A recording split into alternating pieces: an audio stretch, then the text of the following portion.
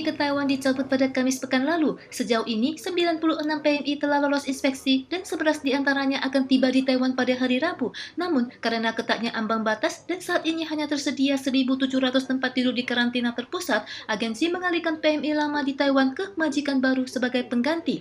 我们政府在国外那边设了很多的这种要求，他们的这个训练中心，或者是他们的中介公司的宿舍里面，了不起，他能够有通铺的地方让他们居住，那不可能有这个一人一室的这种场所。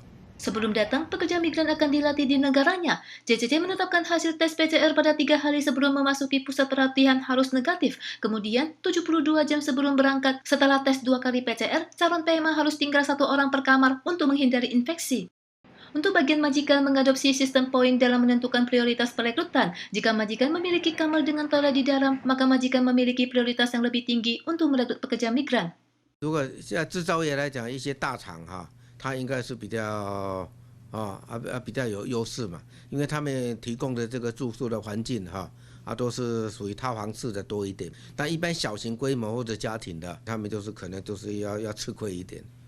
Sedangkan untuk banyak keluarga yang menunggu tenaga pengasuh sejak Maret tahun ini, berhubung pembukaan PMA gelombang pertama hanya dimulai dari sekarang hingga pertengahan Desember dan penempatan PMA akan dihentikan sementara pada 15 Desember hingga 14 Februari tahun depan karena arus mudik selama tahun baru Imlek, para majikan harus bersiap mental karena hanya dapat merekrut pengasuh pada pertengahan tahun depan.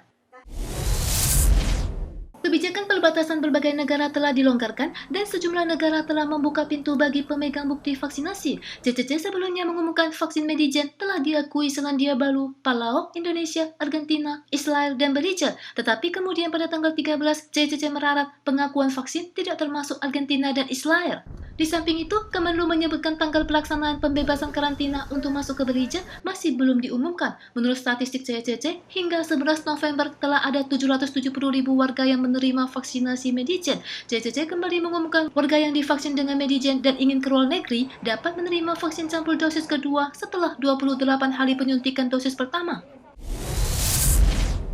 Riset menemukan minyak nabati yang disuling dengan suhu tinggi akan menghasilkan 3 jenis zat penyebab kanker atau karsinogen, yaitu 2 MCPD, 3 MCPD, dan glicidil ester. Di antaranya, glicidil ester akan dihidrosis menjadi glicidol yang lebih beracun setelah dimakan. Glicidol telah terdaftar sebagai zat yang mungkin menyebabkan kanker oleh Badan Peneliti Kanker Internasional. Pusat Penelitian Toksikologi Universitas Cheng Kung dalam survei penelitian skala besar menemukan 3 produk tertinggi yang mengandung zat berbahaya terurut sebagai produk minyak, biskuit, dan permen, serta makanan gabungan.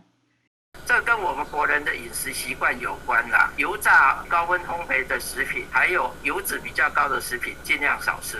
Pusat Penelitian Toksikologi Universitas Cheng Kung mengumpulkan berbagai jenis makanan dan bumbu di pasaran, termasuk produk minyak, makanan bayi, biji-bijian yang dipanggang, kacang-kacangan, biskuit, permen, dan makanan gabungan seperti soy chow, mie instan, dan hamburger merupakan 6 kategori makanan yang mengandung 3 karsinogen. Selain itu, susu bubuk untuk bayi usia 0 hingga 3 tahun mengandung banyak lemak dan 3 karsinogen. Di antaranya, kandungan 2 MCPD dan 3 MCPD melebihi 8 kali lipat dari peraturan Uni Eropa.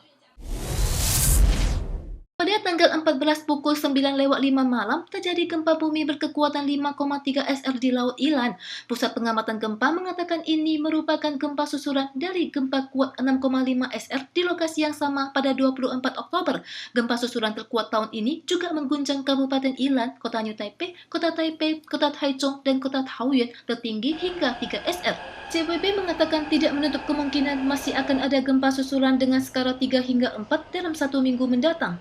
Selain itu, kota pelabuhan Bandar Abbas di Iran Selatan juga diguncang 2 gempa kuat berkekuatan 6,4 SR dan 6,3 SR dalam kurun waktu 90 detik dan 1 orang diketahui tewas.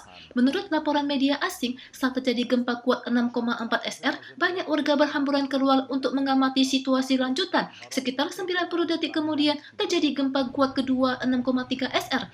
Pusat Seismologi Iran menyatakan kedua gempa berada di kedalaman 15 km dengan pusat gempa di pulau terbesar di Teluk Persia, Pulau Qesem.